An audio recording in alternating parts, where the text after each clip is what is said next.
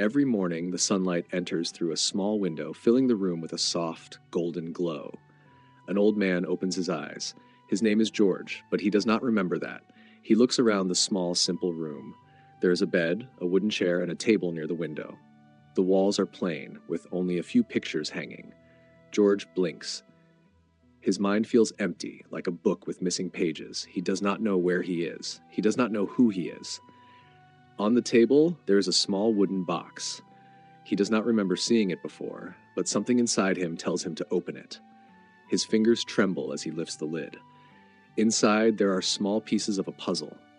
He frowns. A puzzle? Did he put it there? George does not know what to do, but he feels a strange curiosity. Slowly, he takes out the pieces and spreads them on the table. His hands are old and shaky, but he tries his best. He picks up a piece and looks at the colors. He searches for another piece that matches. It is difficult, but he continues. As time passes, the picture starts to form. He sees green, blue, and brown, trees, sky, and a wooden bench. Then he sees something more. A little girl with curly hair. She is sitting under a big tree, holding an ice cream cone. Suddenly, something happens. A small spark inside his mind. A memory begins to appear. It is a warm summer day. He is sitting on a bench in the park. The air is fresh, and birds are singing. A little girl runs toward him with a big smile on her face. "Grandpa! Grandpa!" she shouts happily. She is holding an ice cream cone, but the chocolate is melting, and now she has ice cream on her nose. He laughs. "Oh, Emma, look at you. You are a little mess." He takes a napkin from his pocket and gently cleans her face. She giggles.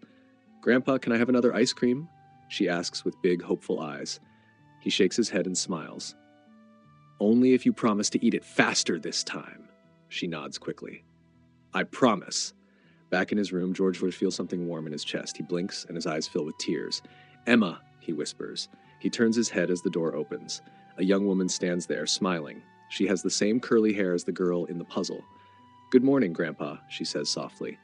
George looks at her, and for a moment, everything makes sense. "Emma?"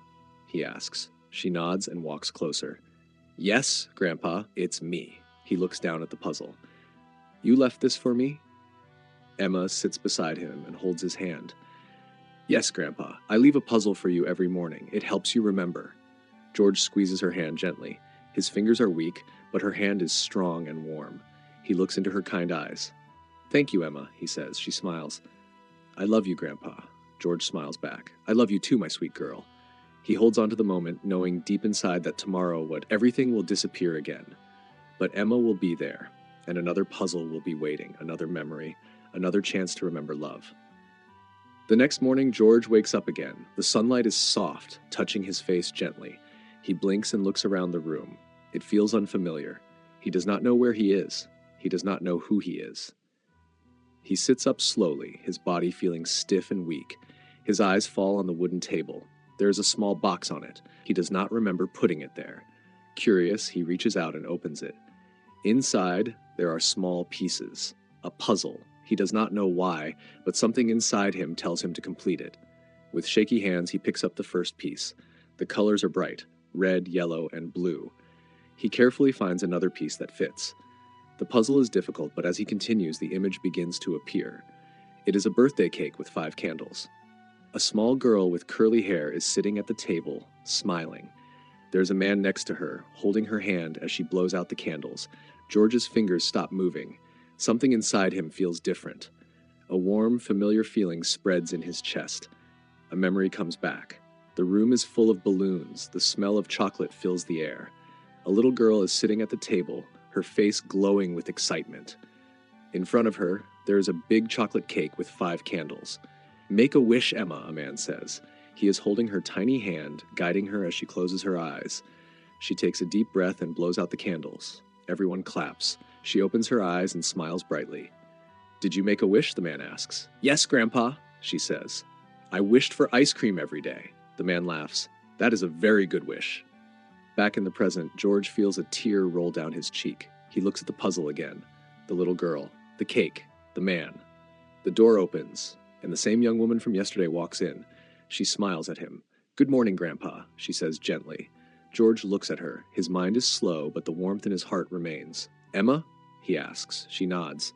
"Yes, Grandpa, it's me." He looks at the puzzle again. His fingers touch the picture softly. "This was your birthday," he says. His voice is quiet, but sure. Emma sits next to him.